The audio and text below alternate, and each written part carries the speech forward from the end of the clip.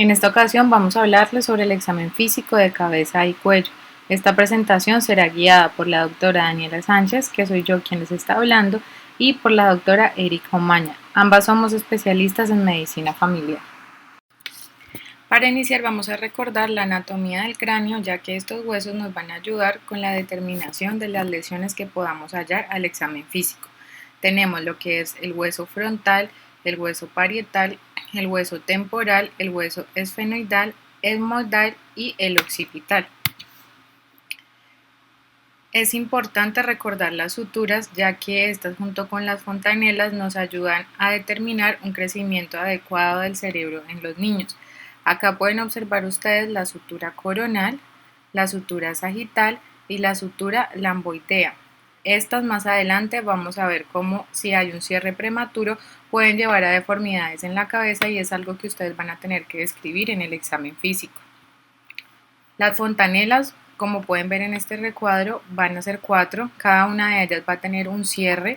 Vamos a iniciar por la fontanela anterior, que va a tener un cierre hasta los 18 meses de edad. La fontanela posterior se va a cerrar aproximadamente entre el primer y segundo mes de edad, y ya la fontanela esfenoidal y la fontanela mastoidea se van a cerrar poco después del nacimiento.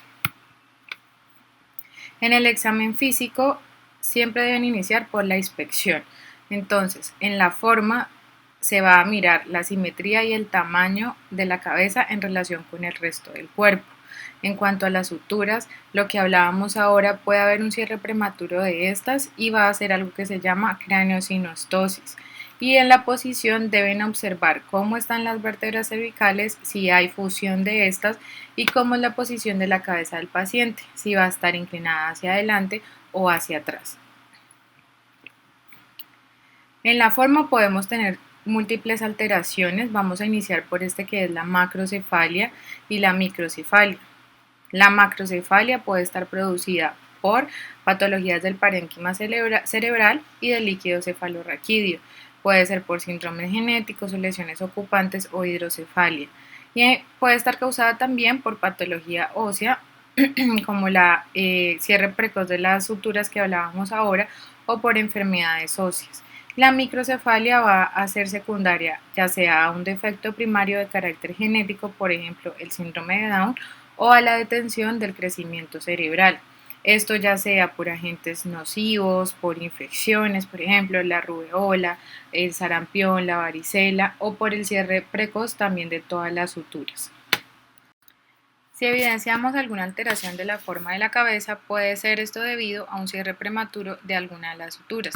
Si tenemos un cierre prematuro de la sutura lamboidea, esta se va a llamar plagiocefalia. Esta cabeza se va a ver de forma asimétrica, una parte de ella va a ser aplanada y una de las partes, tanto la frente como el oído, se va a ver como si estuvieran hacia adelante. Si hay un cierre prematuro de la sutura coronal, se va a llamar braquicefalia. Esta cabeza se va a ver un poco abombada o redonda, como ustedes pueden ver acá, y una de las partes que va a ser la posterior se va a ver alargada en la vista lateral, que aquí lo pueden apreciar.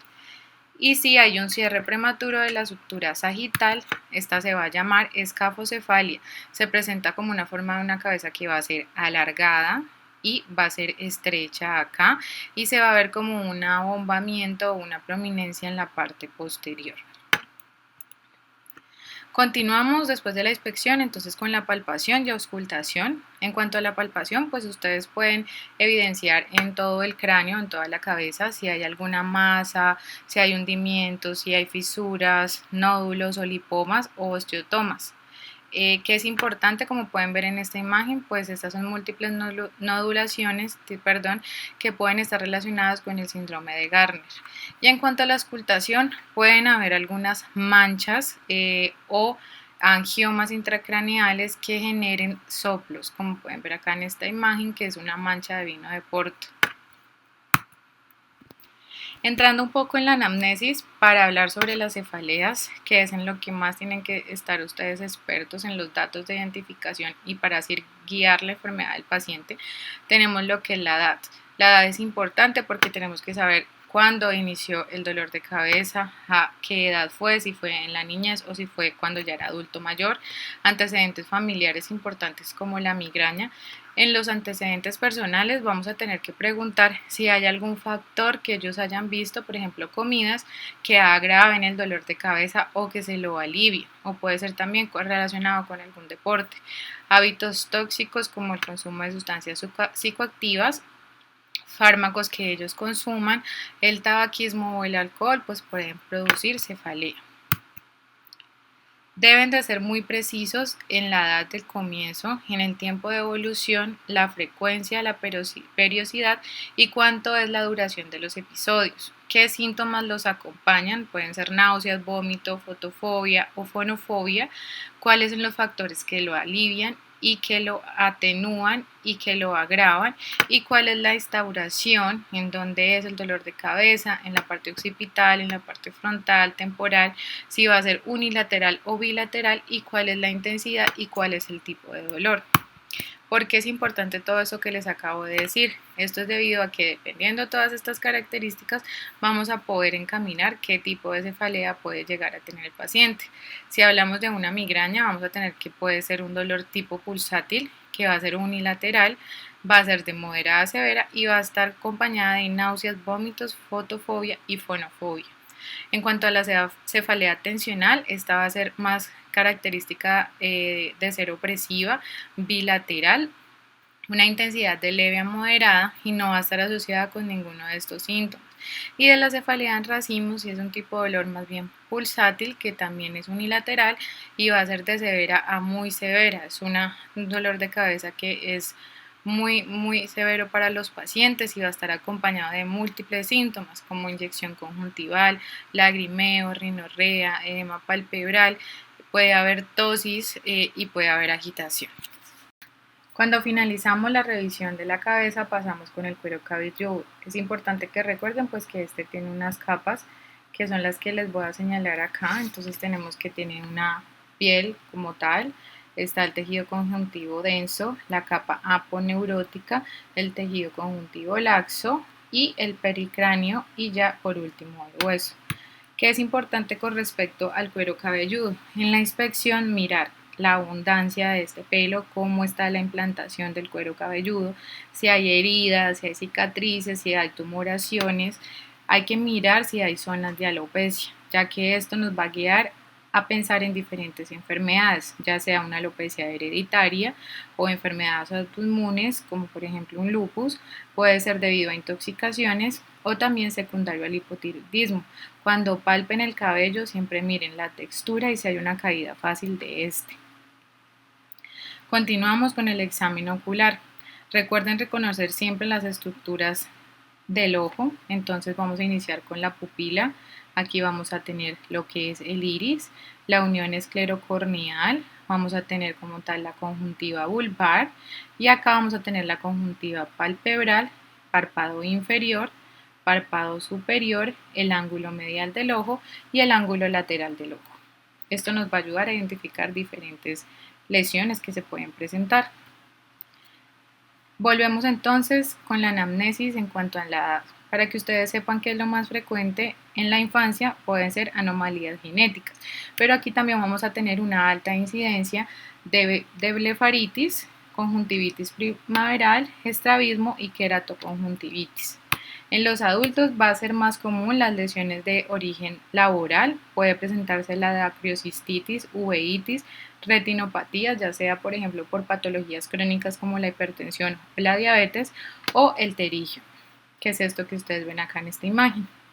Y ya en la senescencia en los adultos mayores, que va a presentar más comúnmente la presbicia, un hundimiento senil, las cataratas, también pueden ver algo que es el arco senil, la pingüécula o el glaucoma, dependiendo la patología que tengan de base los pacientes.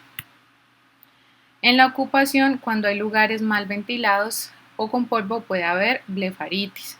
También es común pues las contusiones, las heridas, las quemaduras o los cuerpos extraños, que es el que ustedes pueden apreciar acá en esta imagen.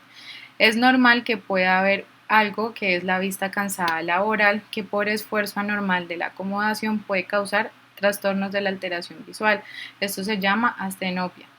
y por factores ambientales como la iluminación, el color de la pintura, soldadura, pueden llegar a haber también alteraciones visuales o lesiones en los ojos. En cuanto a los hábitos de vida, entonces tenemos que por una mala alimentación o por deficiencia de la vitamina A pueden llegar a presentarse algo que son las manchas de Bitot, que lo pueden apreciar acá en esta imagen. Puede haber seroftalmia, queratomalacia también. Describía hace muchos años Osler que las anemias sideroblásticas cuando se presentaban podían llegar a teñir la conjuntiva como de un color azul, pero que esta desaparecía cuando se administraba hierro. Y los deportes como el alpinismo, el boxeo y la natación pueden llegar a causar, por ejemplo, el boxeo heridas o la natación una conjuntivitis vírica o química y principalmente el alpinismo causa alteraciones visuales o lesiones en el ojo por exceso de la luz.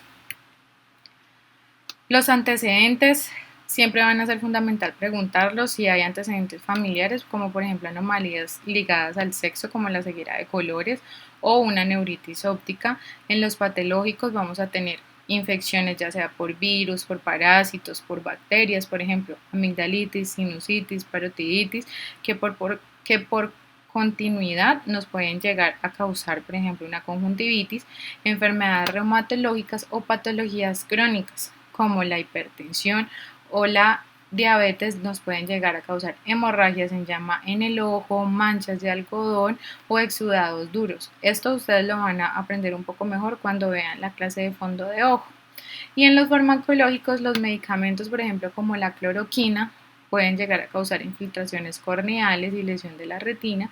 La cortisona también puede llegar a causar catarata y las sales de oro, pues se ha visto que por depósitos de cristales llegan a causar pues problemas corneales. Iniciamos entonces con las alteraciones visuales. Para ustedes poder valorar esto, pues principalmente se usa lo que es la tabla de Snell, que nos va a ayudar a mirar la agudeza visual y a evaluar el segundo par craneal. Entonces las tablas de Snell se miden a 6 metros o a 20 pies. Ya les voy a mostrar cómo deben colocar al paciente. Hay diferentes tablas, entonces estas para los pacientes que tienen pues cierto grado de escolaridad. Esta se puede usar para los niños, que es con dibujos, entonces ustedes le piden que lea el dibujito que hay ahí. Y esta es para los pacientes que son analfabetas. ¿Qué se le pide a estos pacientes? Que digan hacia dónde se están dirigiendo los palitos de la E. Entonces, hacia el lado, hacia abajo o hacia arriba. Para familiarizarse un poco, entonces esta tabla trae estos números que ustedes ven acá al lado. Entonces, el numerador corresponde a la distancia de contemplación real, o sea, a 6 metros o a 20 pies donde ustedes van a colocar el paciente. El denominador expresa la distancia a la que el sujeto con visión normal sería capaz de leer estas letras, lo cual significaría que 20-20 es el paciente que es capaz de leer a 6 metros lo que una persona normal. Ustedes toman la distancia, entonces tienen la tabla de Snell y ponen el paciente a más o menos 6 metros.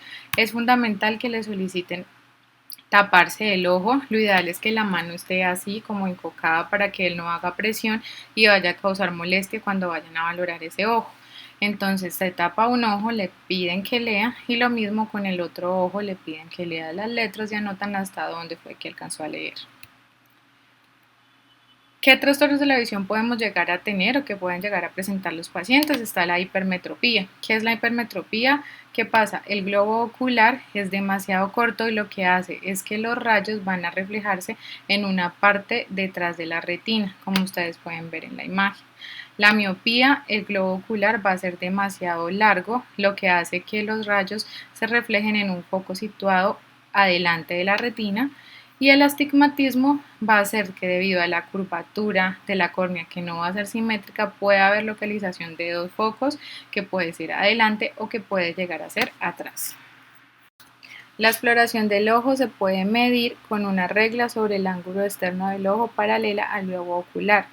¿Qué hacemos? Si la distancia entre dicho ángulo y el borde anterior de la córnea es mayor a 16 milímetros, hablamos de lo que se llama exoftalmos, que el globo ocular está aumentado de tamaño, como lo pueden apreciar acá en esta foto. Esto puede ser característico de la enfermedad de Graves, de tumores o de trombocitos de los senos cavernosos. Hablamos de enoftalmos, que ya es cuando hay una retracción del globo ocular y este puede llegar a presentarse en el síndrome de Horner. Debemos medir la tensión intraocular, la forma más exacta sería con un tonómetro, pero puede usarse el método palpatorio. Siempre usen los dos dedos índices con suavidad, uno de ellos les va a ayudar a mantener el globo ocular en posición y el otro va a ayudar a palpar la presión ocular. Pídale al paciente que siempre mire hacia abajo y que no vaya a cerrar los ojos. Esto nos va a ayudar a encontrar el aumento de la presión intraocular y podríamos estar hablando de que el paciente presente un glaucoma. En los párpados, verificar, inspeccionar los pliegues, que no vayamos a tener algo que se llaman los pliegues epicánticos, que es característico del síndrome de Down. El edema puede presentarse en pacientes con enfermedad renal crónica o con enfermedades reumatológicas. Si hay el hallazgo de un orzuelo, en los adultos mayores puede presentarse lo que es el ectropion, que es la eversión del párpado inferior, o el entropion, que es la inversión del párpado inferior. Y puede presentarse el chalazion, que ya se da por una inflamación crónica de las glándulas. Para valorar la conjuntiva y la córnea, siempre pueden hacerlo separando los párpados del paciente, así como se ve acá en esta imagen, y le piden que mire hacia arriba, hacia abajo y hacia los lados. Para hacer la valoración de la conjuntiva palpebral, hay que realizar la eversión del párpado. Como pueden apreciar acá en la imagen, esta se puede hacer con un copito, alando las pestañas y hacia arriba del párpado, o puede ser con un bajalenguas. La valoración de la conjuntiva palpebral del párpado inferior ya es un poco más fácil, como aprecian ustedes acá, jalan las pestañas del párpado hacia abajo y aquí ya la van a poder valorar. ¿Qué hallazgos pueden encontrar? Que haya la conjuntivitis, que haya un pterygium, que es el que ven acá en la imagen, que ya lo habíamos visto anteriormente, una pingüécula, que es una mancha amarillita que pueden tener las personas, o pueden también inspeccionar el saco lagrimal y observar que haya epífora. El ojo rojo es importante determinarlo, hay que mirar si hay una congestión en la conjuntiva o en la córnea, cómo está el estado de la pupila, qué clase de dolor les está refiriendo el paciente, cómo está la tensión intraocular y si hay trastornos de la visión. Siempre pregúntenle antecedentes al paciente. Entonces, ¿ha habido traumatismos en el ojo? ¿Alguien más cerca tiene también el ojo rojo? ¿Ha tenido accesos de tos o vómito? ¿Ha experimentado dolor en el ojo? ¿Y cómo es este dolor? ¿Secreción ocular o se amanece con los párpados pegados? ¿Por qué estas preguntas?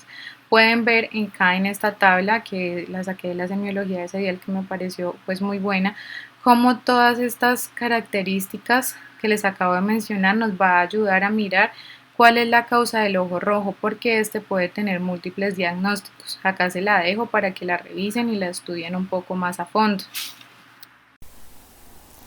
Ahora vamos a revisar el examen general de cara. Primero vamos a tener en cuenta el aspecto general del rostro.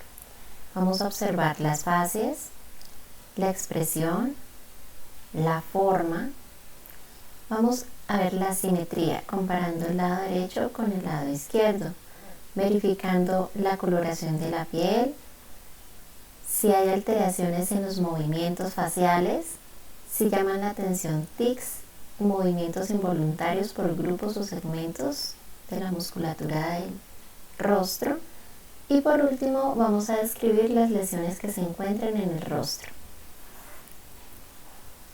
Vamos a ver acá unos ejemplos del aspecto general. Es importante fijarnos en las líneas de expresión. Por ejemplo, acá vamos a ver que la línea de la frente, el surco nasogeniano, casi que se encuentran abolidos. Se ve una piel como dematizada, tensa. Esto es propio de un paciente con esclerodermia.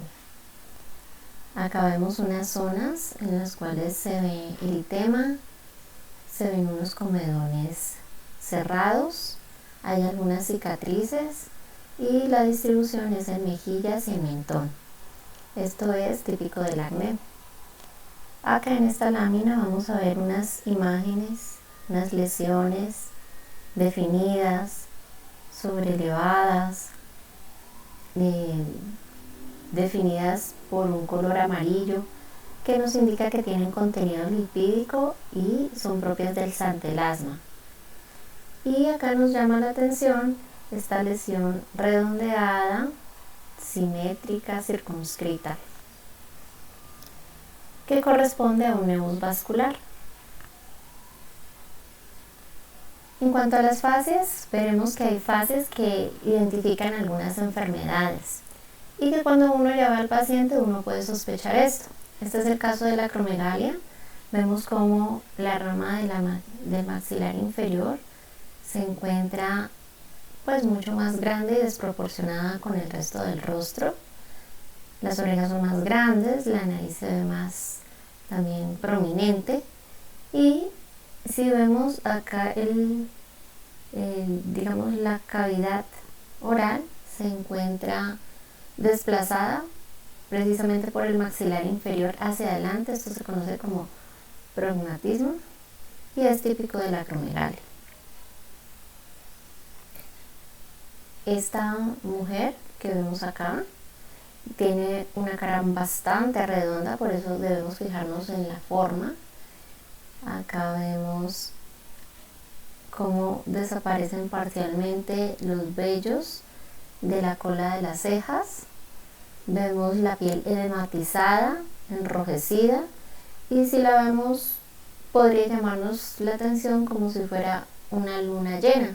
Esto es un signo típico del Cushing.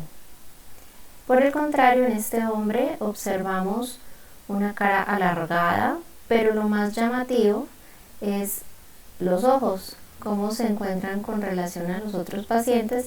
Vemos que se observa la parte de la esclera superior y es bastante llamativa su expresión. Esto nos sugiere un exoftalmos que es propio del hipertiroidismo. Y en esta imagen vemos una mujer con un eritema que se sitúa en la zona malar, que si ustedes lo notan aparenta las alas de una mariposa. Este tipo de lesión se vincula mucho al lupus y se llama que es una fase lúpica en alas de mariposa. En cuanto a la expresión, nos ayuda a identificar si el paciente es ansioso, triste, colérico, si realmente el dolor que siente sobrepasa su capacidad, ¿sí?, de tolerancia, o si simplemente está alegre y viene contento a la consulta. La simetría es importante porque nos ayuda a identificar lesiones especialmente nerviosas, aunque nos puede ayudar a identificar otras alteraciones en cuanto a la musculatura, como es el trofismo. Acá podemos ver en este ejemplo de esta mujer que tiene un borramiento de las líneas de expresión de la frente. Cuando se le pide que cierre los ojos, ustedes ven que a pesar de que el párpado está caído a lo que se le conoce con el nombre de ptosis, persiste ligeramente abierto, la ceja se encuentra caída con respecto al rostro contralateral y observamos ligeramente un borramiento acá como del borde del inicio del borde del surco nasogeniano. Esta mujer está padeciendo parálisis facial periférica, que es una alteración que afecta a toda la hemicara, mientras que en la parálisis facial central solamente va a afectar la parte media de la hemicara. También observamos acá algunos signos que nos orientan las líneas de expresión, por ejemplo el estado de ánimo. Este es un hombre con un signo mega de depresión que, como ustedes lo notan acá, se forma perfectamente y su mirada pues obviamente es bastante triste. En cuanto a las cejas y los párpados, es importante porque le dan mayor expresión al rostro, pero también se pueden ver afectados en algunas enfermedades. Entonces vemos acá la alopecia parcial, en donde no hay litos en la porción externa de la ceja, es decir, en la cola, y es algo que se encuentra mucho en las personas con hipotiroidismo, también en tuberculosis. Y por el contrario, cuando desaparece totalmente, pues nos puede sugerir que hay un tratamiento de quimioterapia en este momento, como en esta mujer. En los párpados encontramos que también hay que reconocer su forma, ya que cuando el epicanto se encuentra invertido, como lo vemos en esta imagen, nos puede sugerir enfermedades como síndrome de Down o también algún tipo de enfermedad de tipo congénito. Es importante aclarar que en los párpados podemos tener lesiones que son congénitas, como esta, o traumáticas, que pues ocurren, por ejemplo, por hematomas periorbitales, cuando golpean al paciente, como lo vemos acá. Bueno, es importante verificar la posición de los párpados, como lo veíamos en el ejemplo del paciente que presentaba hipertiroidismo. La forma en la que el párpado se sitúa con relación a la pupila y al ojo, a las estructuras en general, nos indica si puede estar padeciendo de en ese caso, exoftalmos, y en este caso nos orienta también cómo se encuentran los párpados. Entonces, si ustedes se dan cuenta, acá está más expuesta la zona inferior de la esclera,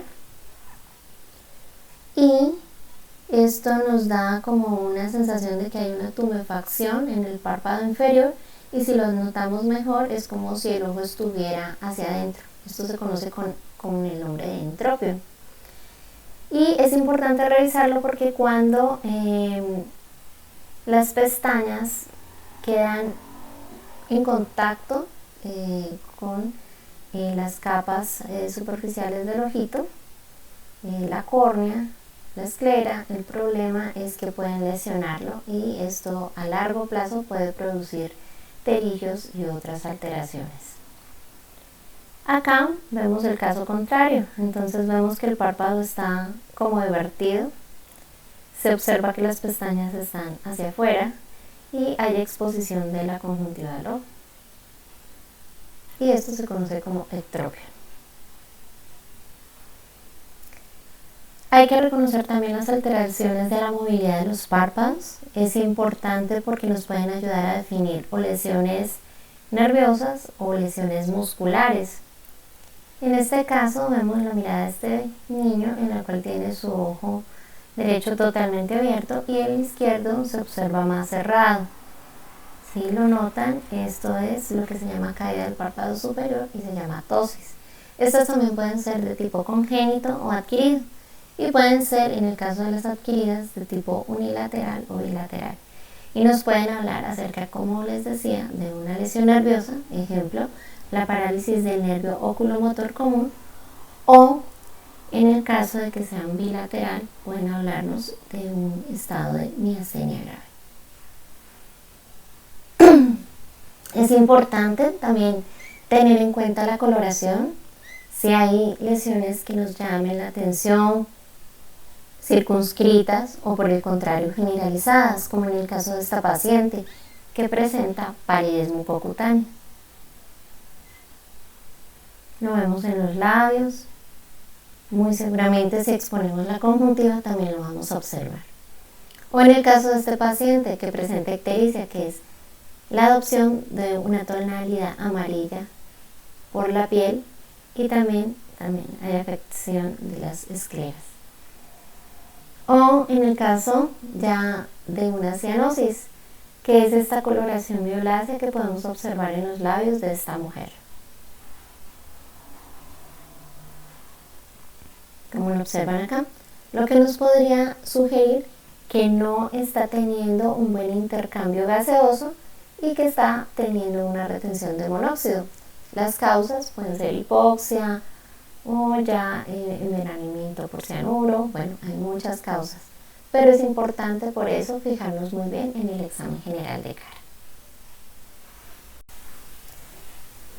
Semiología de nariz y senos paranasales. Recordemos las alteraciones olfatorias, la anosmia y la hiposmia.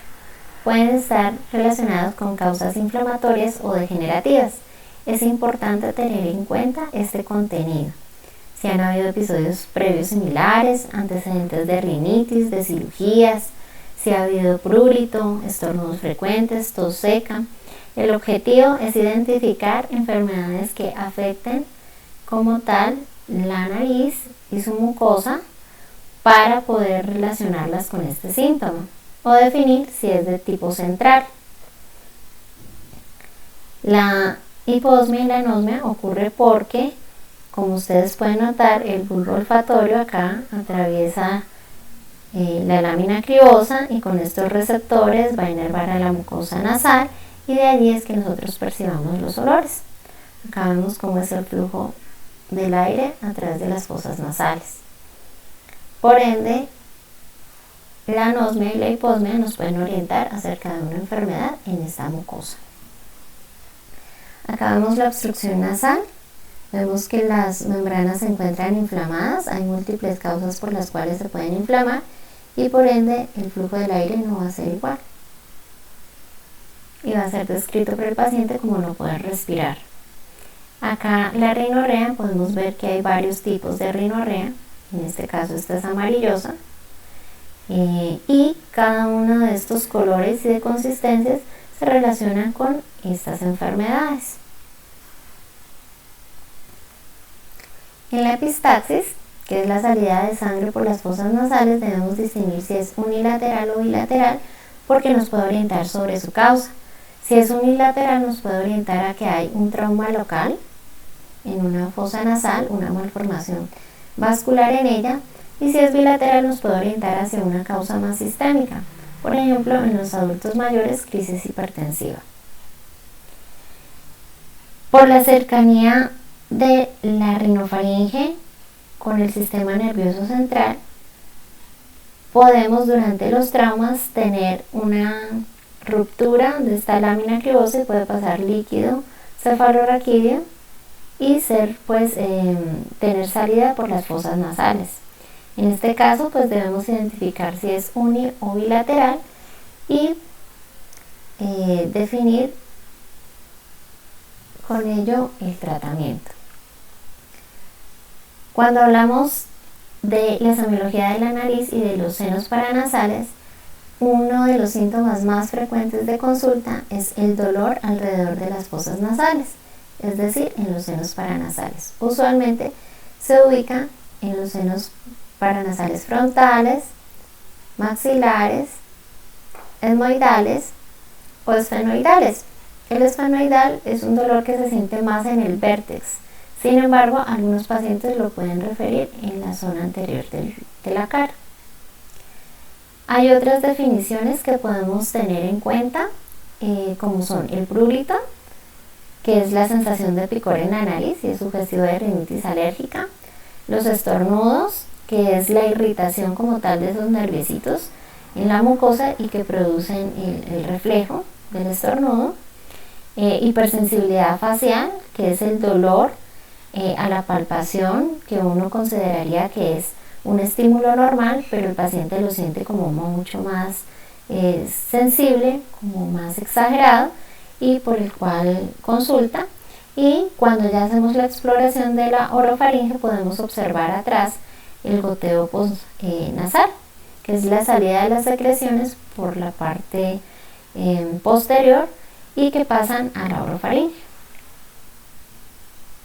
Para hacer la inspección de la nariz y de los senos paranasales es importante observar las facies. Por ejemplo, en este paciente vemos que se observa como edematizado el rostro, en la nariz se encuentran borrados los pliegues y aparte de eso está respirando por la boca. También podemos hallar en casos crónicos el pliegue nasal inferior que se forma arriba de la punta de la nariz en personas que se suenan bastante, o por ejemplo las líneas de Denis en los párpados inferiores que son típicas de los niños con rinitis alérgicas, o las sombras alérgicas que son como ojeras que se forman en la parte inferior de los párpados inferiores de las personas quienes sufren estas alteraciones.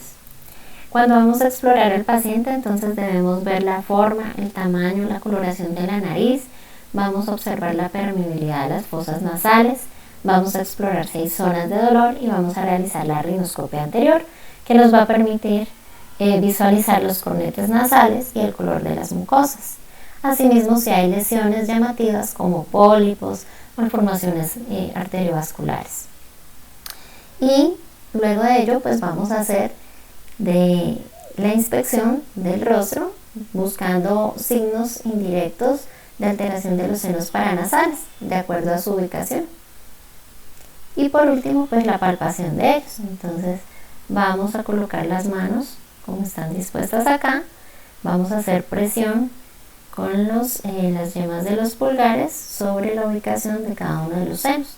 Entonces los senos frontales, los senos maxilares, los senos esfenoidales, y aunque no es muy frecuente encontrar el dolor porque los esfenoidales se encuentran más atrás, en los senos esfenoidales. Semiología de oído. Recordemos los tipos de sordera. La sordera de conducción, debido a la interferencia del sonido que del oído externo llega al oído interno, provocado por cuerpos extraños en el caso de los niños, otosclerosis en adultos mayores de 40 años o alteraciones del conducto auditivo congénitas o adquiridas. La sordera de percepción nos habla de una lesión en el oído interno y puede ser provocada por aplasia congénita del oído, lesiones del nervio coclear o lesiones por fármacos.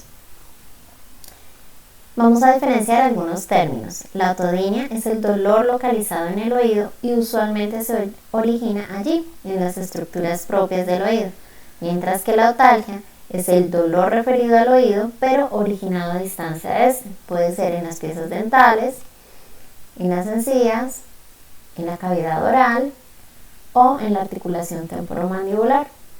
Siempre debemos definir el comienzo, la intensidad, las características del dolor, su duración, su localización y el cambio de su intensidad con ciertas actividades, posiciones o maniobras de valsalva.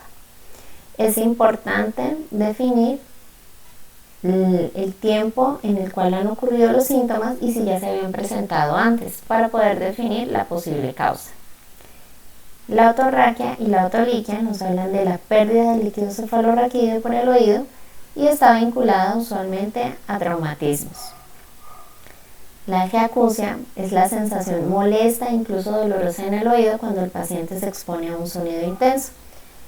Y aunque puede ser normal, es importante estudiarlo para descartar otras alteraciones.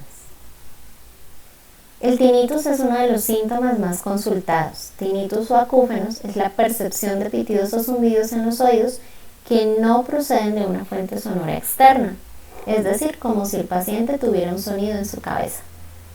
Pueden ser agudos o crónicos. Agudos cuando tiene una duración de menos de 3 meses y más de ese tiempo se va a llamar crónico. Es importante definir si el tinnitus es pulsátil o no pulsátil. Cuando es pulsátil lo podemos relacionar con causas vasculares como malformaciones arteriovenosas o estenosis de los vasos carotídeos, mientras que si es no pulsátil lo podemos relacionar con enfermedades sistémicas o enfermedades propias del oído.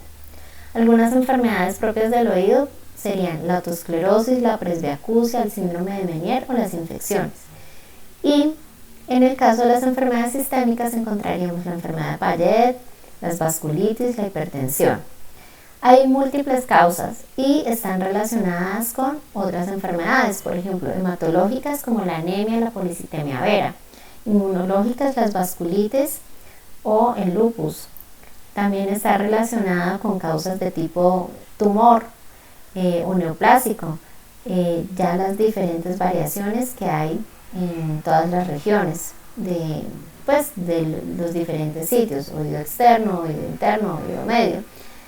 Sistema nervioso central, orofaringe.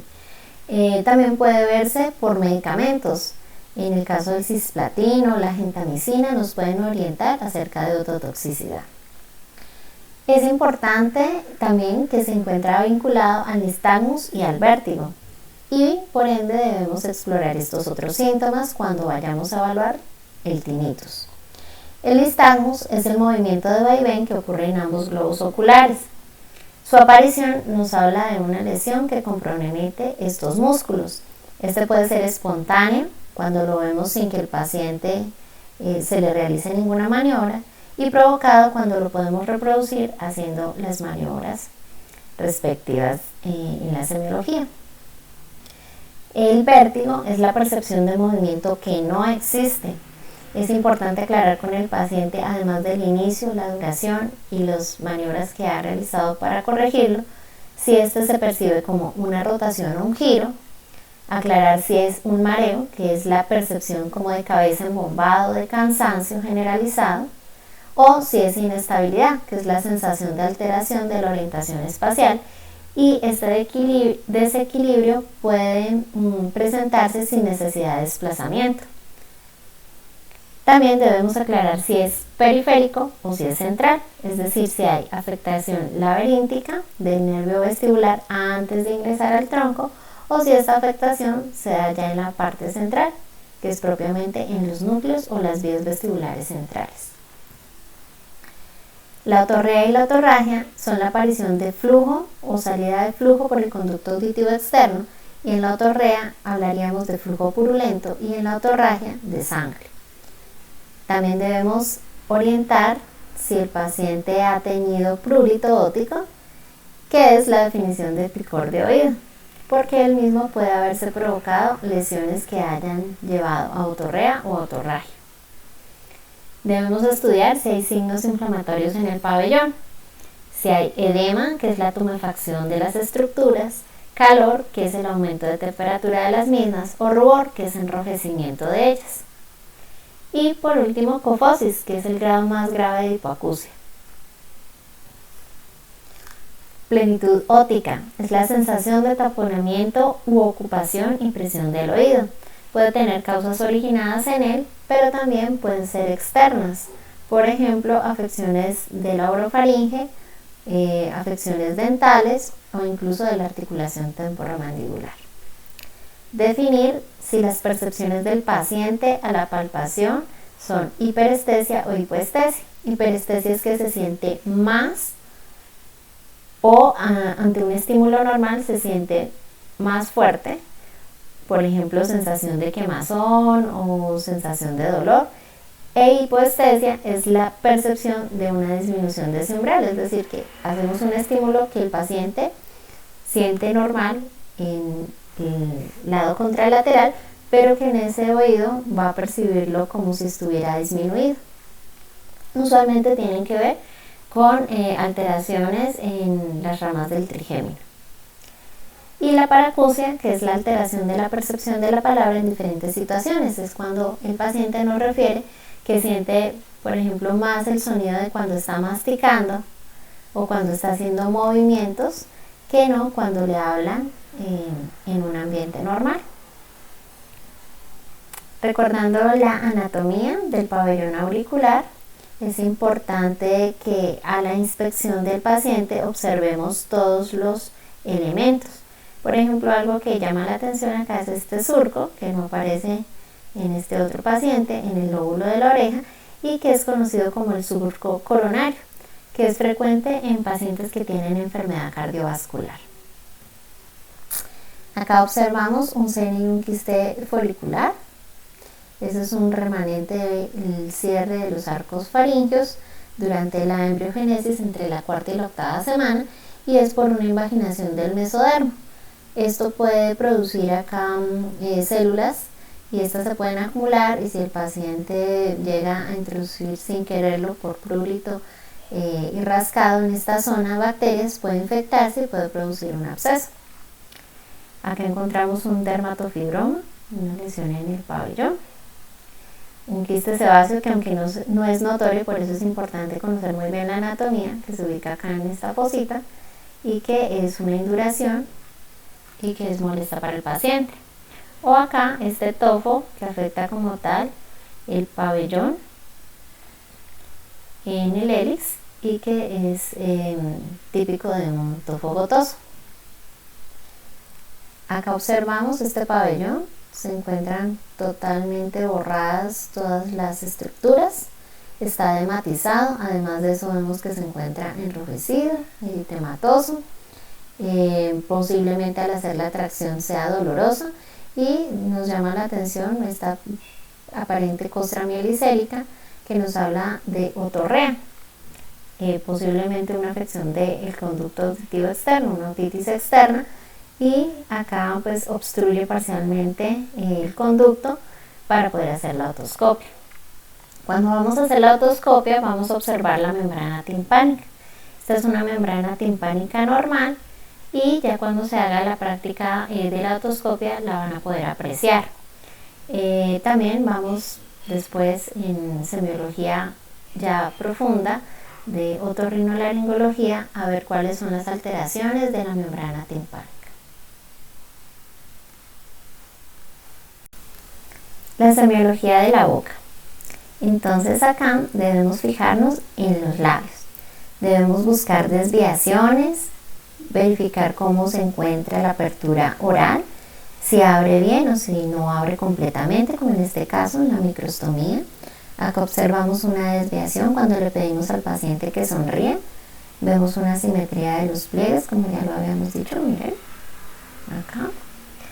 Vamos a observar si hay lesiones en los labios. En este caso acá hay una tumoración, acá hay una lesión herpética y acá en el ángulo hay una estomatitis angular. Y vamos a fijarnos en el color. Acá por lo menos se ven cianóticos. Luego vamos a explorar la parte interna, las mucosas, entonces las encías y la mucosa yugal. Por ejemplo, acá al hacer el desplazamiento de la mucosa vemos unas manchas de Koplik características del sarampión. Al explorar acá las encías vemos el ribete de Gordon que nos habla de la intoxicación por plomo.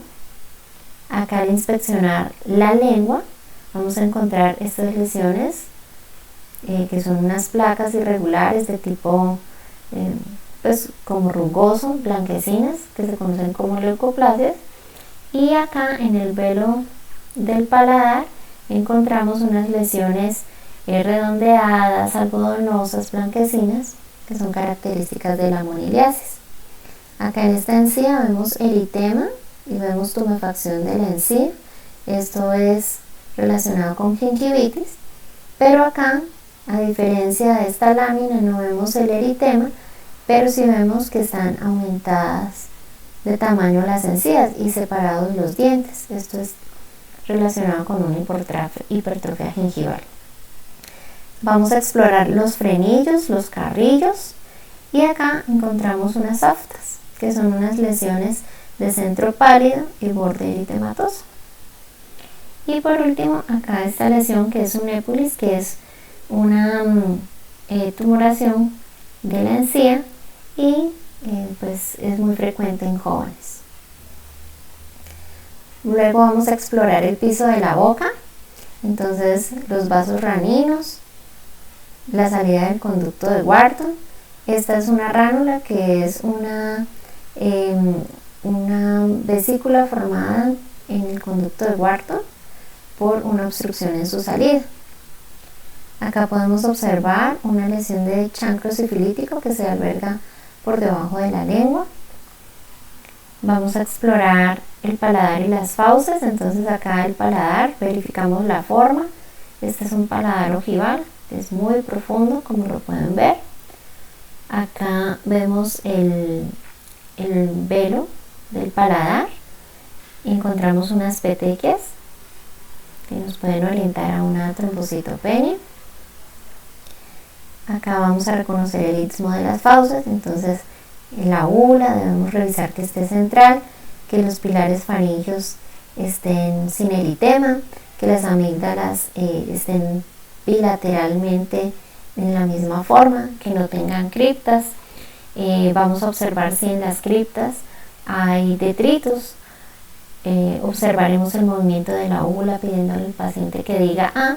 Y por último vamos a ver la parte posterior de la faringe para ver si hay escurrimiento nasal. Y acá pues está la lengua, que debemos explorar sus bordes, su superficie, las papilas. Por ejemplo, acá vemos que esta es una lengua grande porque cuando el paciente está en posición neutra protruye. Acá cuando la exploramos, la movilizamos, vemos esta lesión que es un carcinoma de lengua. Acá vemos esta lengua que se encuentra totalmente papilada, es decir, que no tiene este aspecto rugoso que son las diferentes papilas. Y acá vemos cómo hay una atrofia de la lengua. que ustedes ven acá que se recoge, mientras que esta no tiene el movimiento normal. Acá esta es una lengua negra vellosa, que es porque no se descaman adecuadamente las glándulas, las papilas, perdón. Y acá esta es una lengua saboral, que pues la reconocemos es por su color blanquecino. También debemos explorar las glándulas salivales. Entonces acá debemos buscar la salida del conducto de Sten, que se ubica en el segundo molar. Y acá pues ustedes ven esta tumefacción, que es precisamente por una litiasis de este conducto que ha provocado que haya la obstrucción y que se distienda este conducto y se observe esta masita en la mejilla del paciente. Acá encontramos un tumor de la glándula submaxilar, en este caso pues está indurada, y en este un tumor de la parótida, que recordemos que drena al conducto de Sten y que es la que aporta el 70% de la saliva que producimos. Y esta es una cialodenitis, que ustedes pueden ver está eritematosa, la piel que está alrededor de esta masa, y es porque ha habido una obstrucción de la glándula, posiblemente hubo una entrada de bacterias y pues se inflamó. Dentro de la semiología de la faringe también debemos reconocer el síntoma de la disfagia, que es la sensación de la detención del bolo alimenticio. Esta puede ser mecánica o funcional. Y pues los signos que vamos a buscar es, como les hablaba, si hay eritema de la mucosa, que se conoce como faringitis, si la úvula está centrada, cómo se encuentra el velo del paladar, y que nos puede hablar acerca de la función del nervio décimo, si hay suficiente producción de saliva, que nos puede hablar acerca del funcionamiento de las diferentes glándulas salivales, y vamos a observar la dentadura si hay caries o desgastes, porque pueden ser signos indirectos de que hay lesión en la orofaringe.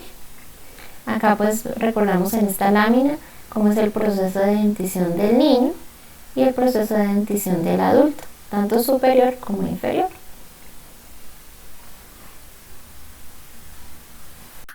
Al final la exploración de la orofaringe, recuerden siempre llevar un orden cefalocaudal del examen físico, por lo cual seguiríamos con el examen del cuello.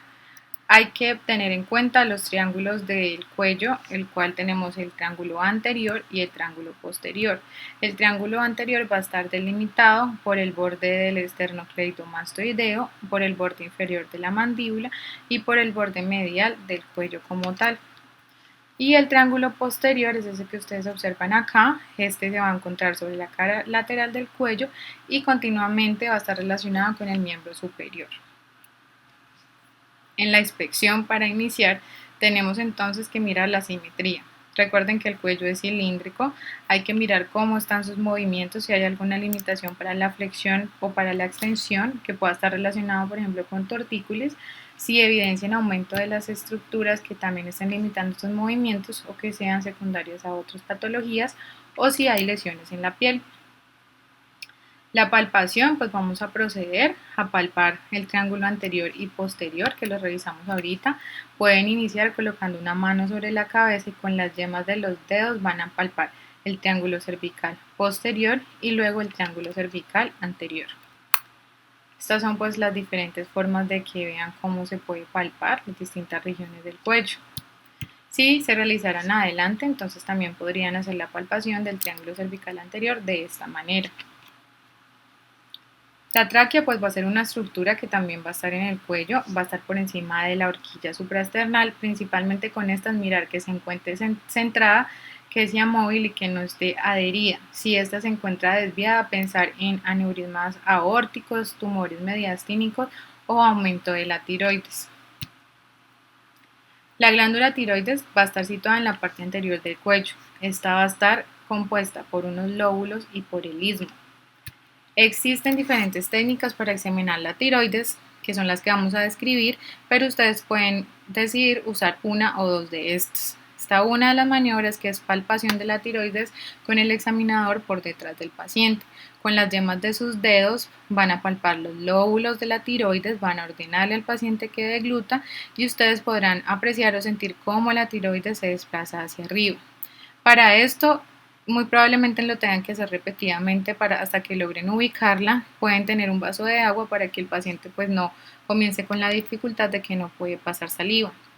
La otra maniobra es por situarse enfrente del paciente. Como ustedes pueden ver en la imagen, entonces el examinador coloca el pulgar de su mano derecha sobre el lado izquierdo del cartílago tiroides y con la otra lo que va a hacer es presión para tratar de desplazar la laringe hacia la derecha, y aquí también lo que pueden ver es apreciar cómo pueden encontrar masas que estén relacionadas acá con el músculo esternocleidomastoideo. Deben conocer la clasificación del bocio, que es según la OMS. Esto les va a permitir saber si hay alguna patología de la tiroides o no. Entonces tenemos el grado 0, que no hay bocio, el 1, que es una tiroides palpable, el 1A, que va a ser el bocio palpable pero no visible, y el 1B va a ser un bocio palpable y visible pero con la extensión del cuello. O puede ser que ustedes palpen los lóbulos y encuentren nódulos en la tiroides. El grado 2 es un bocio palpable y visible en el cuello en posición normal, y el 3 es un bocio que ustedes ven a la distancia, por ejemplo como el de esta imagen, que lo pueden de pronto apreciar en algunos pacientes. Deben de reconocer las diferentes características para hablar de hipotiroidismo o hipertiroidismo. ¿Por qué se las pongo acá? Porque muchas de estas lo hemos visto alrededor de la charla.